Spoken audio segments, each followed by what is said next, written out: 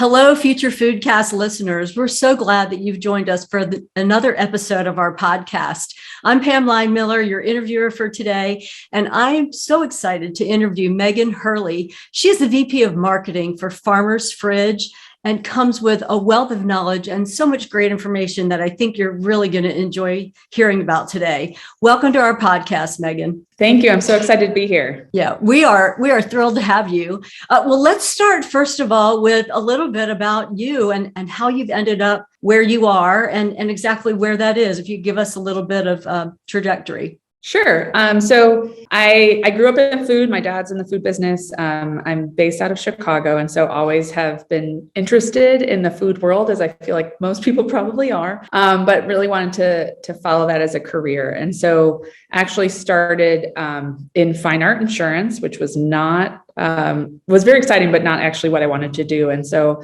quickly moved into Whole Foods market in their marketing department, and then just loved it and loved the entrepreneurial spirit of Whole Foods at the time. And so moved through Whole Foods, Starbucks, Peet's Coffee, McCain Foods. I've hit all the foods until I got to Nordstrom, where I worked with Trunk Club, learned a lot about e-commerce, and now I am at Farmer's Fridge. And so we're based out of Chicago, and we've been here for 7 years, founded here, and are now expanding across the nation. You have worked with some really iconic brands, and I'm sure you bring a lot of that experience to what you're doing at Farmer's Fridge, maybe wearing a lot of hats since it's a younger company.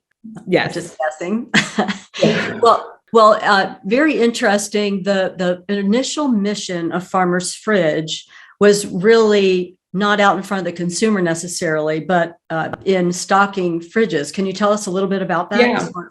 So it was really about making food accessible, healthy food accessible. So Luke, our founder and CEO, was on the road in the Midwest a lot for a sales job, and he just couldn't find healthy options and just wasn't feeling really good about what he was eating. And so he really wanted to find out how to make healthy food accessible in a way where you didn't have to have, you don't have to have an entire restaurant. And so he came up with the vending machine for accessibility. But the other part of being accessible is also price. The real impact of Farmer's Fridge and what we really work on is the supply chain piece. So from end to end, how can we control everything as much as possible, predict exactly what customers are going to want so that we keep our costs and waste really low so that we can keep fresh food accessible and continue on that path to making it more accessible as we grow. Yeah. Now, what's the placement of these fridges? Where's your target for those? Yeah. So we are currently on each coast, so we're nationwide, and we really focus on hospitals, airports, and colleges.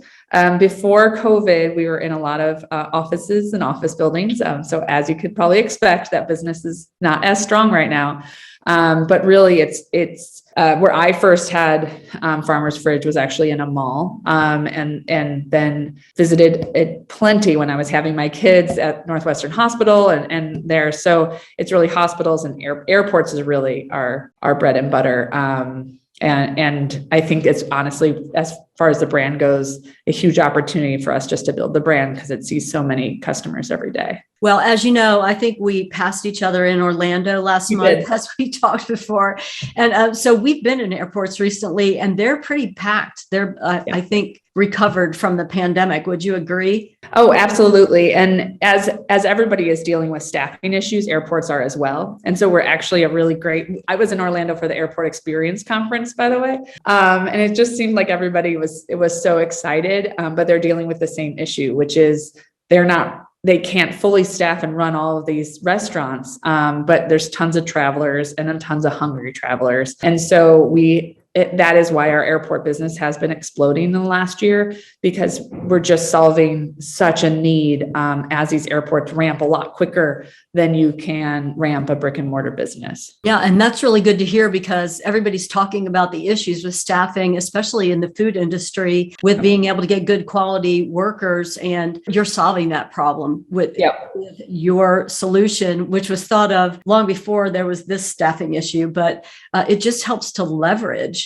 And plus, your target market is right there, right? You're looking for that busy traveler like your founder who wants something good to eat and in a hurry. Yeah. And it's so funny. Like I remember when I first started traveling for work and I would give myself the treat of like Sour Patch Kids and all the coffee I could possibly consume. But as you like, I don't know if it's aging or as you travel more, that just doesn't feel good. And you start to realize like, maybe I would feel better if I just ate a little bit better on these trips. And so, so many of our customers are business travelers or they are airline employees. There's just so many flight attendants and pilots that are our biggest fans. And we appreciate their feedback and just how much they brag to the other airports because it really helps us in building our markets. Of course, that word of mouth viral spreading of the word, I tried this, you need to try this too. Nothing's better than that because that's a testimonial wrapped in an advertisement. Yeah. And our jars fit perfectly like on their cases. So it's just like, I always see our little jars traveling around O'Hare and I'm just like a proud parent, like as a brand person, I'm like, there he goes. Well, and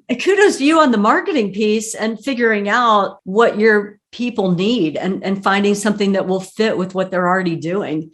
What explain the jar to our audience who might not be familiar with that and why that's such a key thing? Yeah. So it's similar how you would do a mason jar salad at home. And, we layer all of our ingredients but it is a plastic jar. So if you're in manufacturing, you know how hard it is to manufacture with glass. So we are in plastic jars and we layer our salads in a way that makes sure nothing goes soggy or bad too quickly. And then the dressing is kept separate or anything that's meant to be crunchy is kept separate. And we nest cups at the top. And so it all, you unpack, open the jar and you dump in as much dressing you want. And you can shake it right there, or you can, and there's a lot of different versions of how people like to take their farmer's fridge. I personally like to shake everything in the jar and then dump it out in a bowl or one of our containers that actually, we have little boats that come on a lot of the fridges, or you could eat it right out of the jar. And then a lot of our fridges take jars back. So we will recycle them. You can just put it at the bottom of the fridge and we take all of that back with us when we restock the fridge. Oh, I like the recycling idea. I didn't know that. So I'm going to have to be sure to return my jar back when I have my farmer's fridge salad. I think for an advertising campaign, you could have different kinds of shaking, like how do you mix your salad, and have I agree. Yes. I've tried to talk, like people are now that we're back in the office too, we have a stocked kitchen. And so people will go in there and everybody has their own little topping in addition, like a Cheez-It that they add on top. And I was like, I feel like I want to know all of the versions. I need to try like the chicken Caesar with a Cheez-It crunch on top. So I agree. I definitely think we should do some social posts around that. Absolutely. Now, the pandemic kind of threw a wrench in the works. At least initially, you thought it threw a wrench in the works because your traditional model, courts were shut down. People weren't in offices anymore. The hospitals, nobody could visit. Yep. And how did you react to that? What happened there at Farmers Fridge? Yes. So we lost, I still remember it was right before that Friday, March 13th. So the 12th, and we were all going home and a lot of our business in New York was just shutting down. And so Chicago hit a little bit later, like a week or two later, but you just saw all the business just go. So we lost about 80% of our business within 2 weeks. And because we are, we are still in startup mode, we are funded. It gets really scary because you're running through cash that you had planned to spend a different way. And so we very quickly, because we are vertically integrated, we're able to launch delivery. I think a lot of people in the food space were able to do something similar. But for us, what we did was we used our vans that were stocking the fridges at night. We stock all of our fridges overnight and we use them during the day. And so we started delivering to people's homes. We popped up a site on Shopify, which is a lovely partner. Thank God for them the last 2 years. I think a lot of people have been very lucky to have such a great platform as Shopify. And so we launched our products in delivery and started doing our own delivery network in Chicago and New York, which honestly saved me because at the time, if you remember, you couldn't get fresh foods at the grocery store. And so it was like I ordered all of our food from Farmer's Fridge, even for my kids, because we're stuck at home and not eating vegetables or fruit because you couldn't find it. And so we were able to launch by, I think it was like the first week of April. So 2 weeks at home. And because thank God for my background at Trunk Club and understanding e-com, I was able to get on Facebook and just start buying ads. The first customers were probably all of us. But after that, like the customers I didn't know, and I was like, I don't recognize this name. It's not my mom and dad. Once those started to hit, I was like, maybe we have something and these people are definitely in a need. And then we started doing research and just asking people what they were using us for and seeing if this was a legit business. So many people were working from home and they were happy to have Farmer's Fridge as a solution in their home fridge, similar to the solution that we provided while they were in their office. It was something they didn't have to think about and they can go back to working. And a lot of us were homeschooling. And so we were able to provide something for people that at the time is just like, we're all underwater.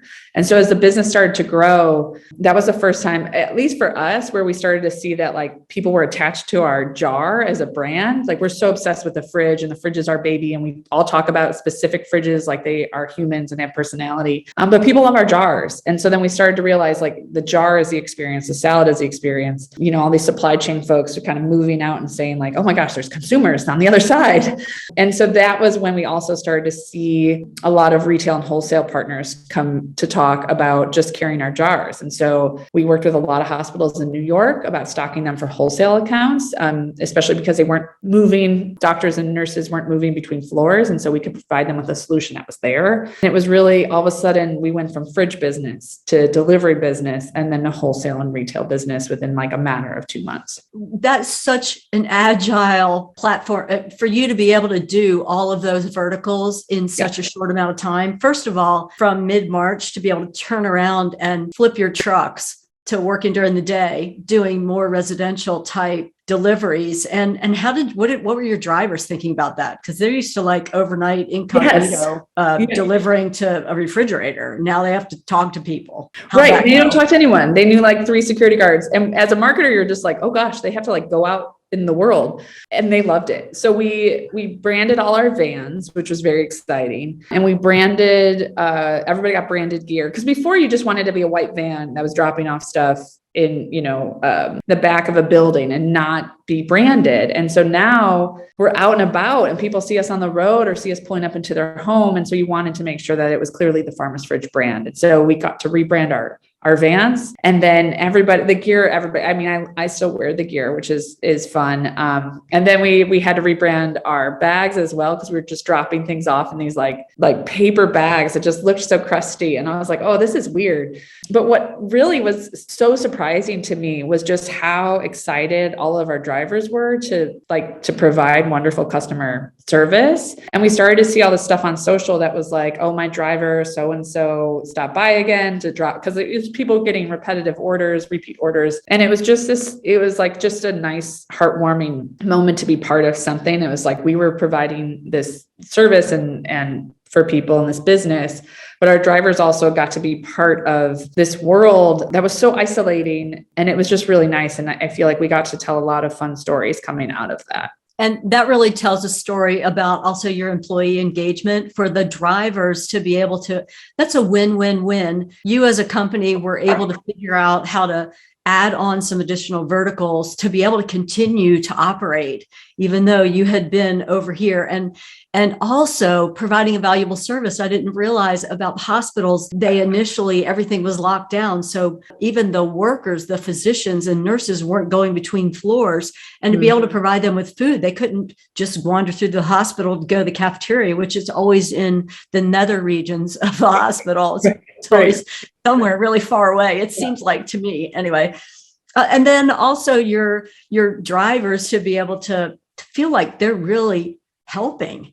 And you're all working as a team. Everybody stepped up. Pivot's an overused word these days, but changed what they were doing in the service of the company and other people and just kind of the greater good. It sounds like it was a little bit of a humanitarian effort, and that connection was made. That's a great story.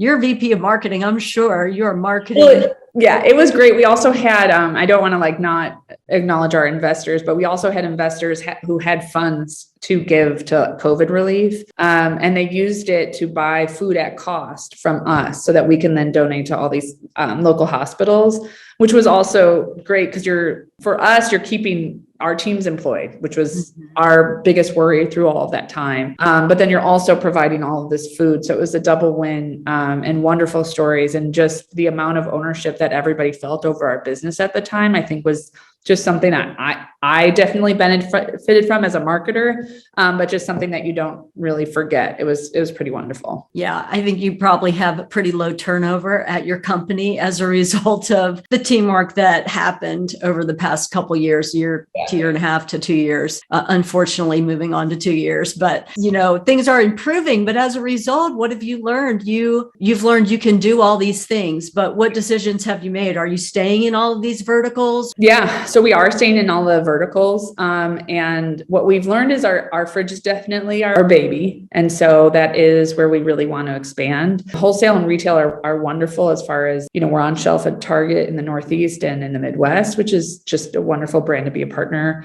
with. We also are in Jewel Osco in the Midwest, which is Albertsons here. It is just great to have that diversity in our channel mix because we don't want what happened 2 Marches ago to happen again. And so right now we're able to use delivery. So like say when Omicron hit, fridges started to go down a little bit and we were able to, and people were going home. So you're able to spend a little bit more in delivery and make up for any revenue gaps. And so it makes our growth really consistent, which is very helpful when you are making all the food and you need to ramp operations and you need to ramp the full supply chain.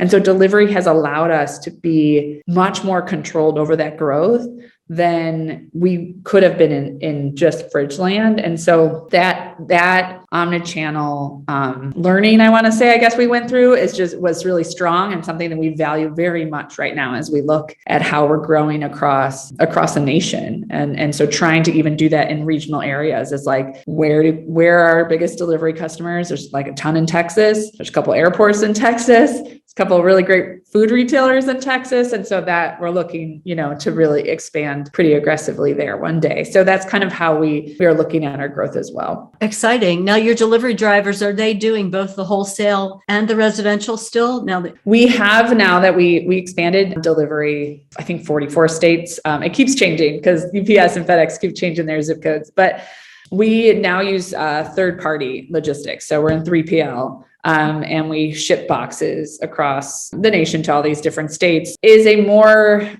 controlled experience than we had when we were owned. So in owned, it was like you could order as much food as you needed. It was delivered when you wanted. And so it's a little bit different, but it also allows our food to get to a lot of different places. And so we don't have to worry so much about making sure that we are managing a driver's route as we were before we owned delivery. So now we do 3PL for delivery, and we have pivoted the drivers into wholesale and retail. So they're still out during the day, and we're trying to make sure that we're using our vans because another part of supply chain is there's no vans or trucks available. And so making sure that we're using them during the day for retail or wholesale drops and at night for fridge or anything else that is stocked overnight, and then moving delivery into 3PL so that we just kind of can manage that growth as we need or see fit. That's really exciting for you to be able to leverage what you do best. And then, you're hiring the other companies to do what they do best, and everybody wins because you can still play in that sandbox. But at the same time, you can really focus on your core, stocking the fridges and having the more commercial locations and keeping the wholesale clients going. Well, what's on the horizon for you from a marketing perspective? What is Farmer's Fridge looking at? Anything fun, innovative, different? What thoughts are? Gosh, those are such good questions. Fun, innovative, and different. We are, as marketers, we are so excited. The world is opening a bit because most people in marketing are a little outgoing. So we are very excited to get back into events and just see people. And we have we work at the beginning of the pandemic, we started working with chefs. And it was this program that was really meant to support restaurants. And so we're all foodies. Chicago's a foodie city. We really wanted to go to these restaurants and we were missing all of the the restaurants and supporting them. And so we started working with a bunch of different chefs who would make like farmers fridge friendly items or what they were making at home. And then we would sell them and the portions go back to their charity of choice. And so we're still continuing that program this year. And we have some really, my team will kill me, so I'm not going to tell you, but we have some really big names coming up, which I'm very excited about. And then just the expansion. I mean, we're on the West Coast. We're in LA, we're in San Diego. I think we're all fighting on who gets to go to California. We just opened in DC, which has been when I used to work for Pete's Coffee, it was one of my favorite cities to explore and expand to. So I'm so excited to be there. Boston as well. All of that stuff. And I think just traditional marketing in those areas actually is really what we're excited about. On the innovative side, we're working really hard. As I had mentioned, we were a fridge focused business. And so many people have talked about the fridge. We know everything, the guts of the fridge. We don't really talk about the customer. And so we've really been driving and building an entire customer tech or marketing tech, however you want to say it, initiative. And so we're starting to really figure out how to best engage with our customers, how they want to be communicated with, what's their feedback on our product. We base a lot on sales, but it's just like we just started insights, all of these things that I think will pull us a little bit out of supply chain fridge world and into really understanding customers so that the end product is exactly what it needs to be. And so I'm pretty psyched about all of that work. Yeah. And I bet your customers are pretty excited about that as well. And the fact that we want to know that you care what we think as consumers. Yeah. And it's really important. Sometimes people say, oh, I don't want to take this survey, but if they do take the survey, it's their opportunity for their voice to be heard. If they have a product that they like or that they don't like, I like to answer surveys positively too. I don't only answer the ones where I have an issue of some sort. Yeah. I think you need the positive feedback as well to be able to serve your customers well. You're completely right. We do. We actually moderate. Everybody on the marketing team has to moderate for a week. And so I moderated a couple of weeks ago, and it's very scary because you're like, oh, it's actual customers. I have to talk to them. Meghan, what does it mean to moderate? I'll pause you for a second there and ask you to explain that to our users. Yeah. So we ask our customers for product reviews and experience reviews.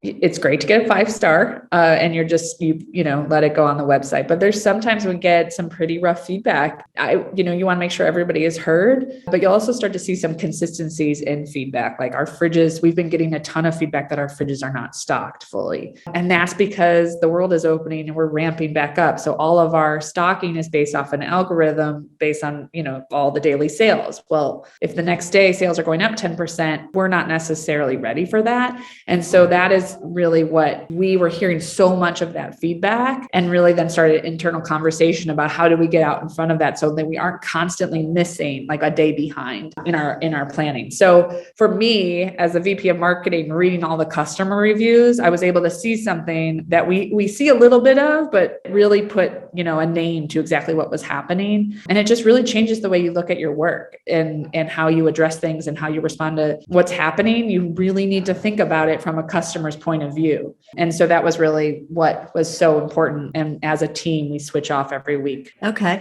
Well, and those trends are not just happening with your business in the food space. Those trends are happening across the board.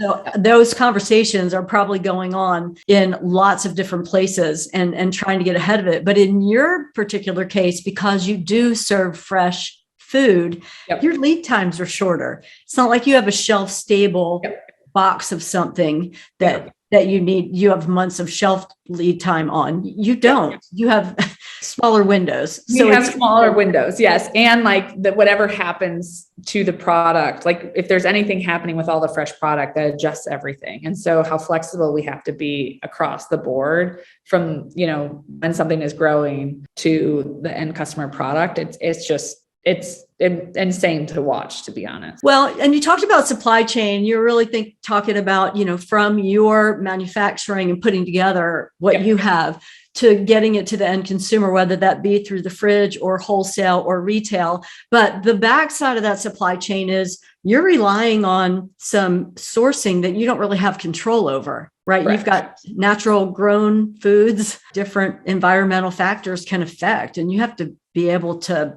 react. We, when Every year we deal with California fires. That's a big thing that definitely impacts all the, one of the biggest growing regions in the country. And so we deal with that. If there's any issues in the Midwest, we really try to source from the Midwest when we can. So during our growing regions, but if there's issues with drought or some other issues that we've dealt with, the product isn't there or isn't of the quality where you could put it in a salad and it'll have a longer shelf life. We've had issues with like peaches, for example, where the salad just doesn't last beyond a day and we need it to last a little bit longer than that. So we are constantly dealing with that. But there's other things like the size of a strawberry. And so we use there's a lot of machines we can't use because we want to make sure that everything is hand cut and to make the experience better. And so there's just a lot of management across the entire board that goes into each product. Well, the consistent theme that I'm hearing throughout our time together today is that you at Farmer's Fridge as a team really care about your product and about how the consumer is receiving that product. That is a great thing to hear. We love that. It's not all about, it is about the profit margins and being able to sustain yourself as a company, but it's not all about that.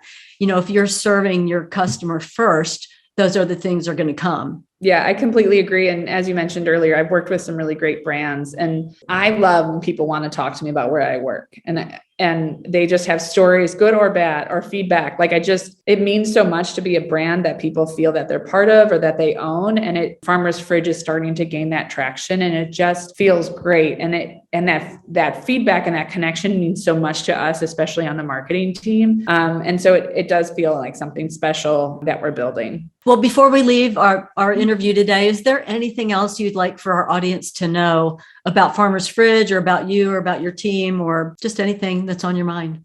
Check us out. We're probably coming to an airport or home near you. And please feel free to reach out and give me direct feedback because I really do love it. And then our next chef collab is launching in April. So it's a big one and we're very excited. Oh, the one that you can't tell us about? We're going to have to check your website. Okay, that'll be great. Well, Meghan, thank you so much for being on the Future Foodcast today. We have loved having you and the information is really, really interesting. So thank you so much.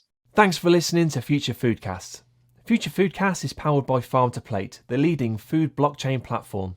Subscribe on YouTube or wherever you listen to podcasts to stay up to date with the very latest innovations in the food industry.